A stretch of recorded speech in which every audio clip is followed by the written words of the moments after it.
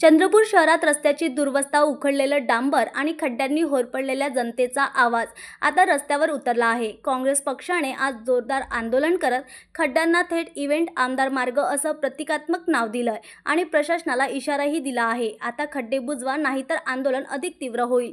चंद्रपूर शहर ऐतिहासिक, औद्योगिक आणि शैक्षणिक दृष्टिकोनातून महत्त्वाचं शहर, मात्र आज त्या शहराच्या रस्त्याची अवस्था दयनीय झाली आहे।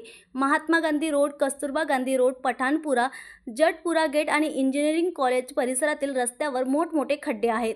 डांबर उखडलेलं, धूळ भरलेली आणि खड्ड्यातून प्रवास करणाऱ्या नागरिकांना श्वसन विकारापासून अपघातापर्यंत गंभीर त्रास सहन करावा लागत आहे।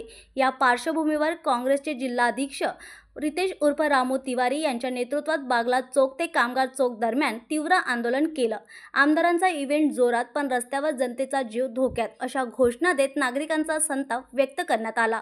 काँग्रेसने या मार्गावर असलेल्या खड्ड्यांना इव्हेंट आमदार मार्ग असं नाव दिलं आणि प्रशासनाला थेट प्रश्न विचारला, रस्ते कधी दुरुस्त होणार? अमृत जल प्रकल्प आणि भूमिगत गटार योजनेसाठी फोडलेले रस्ते अजूनही का पडलेत?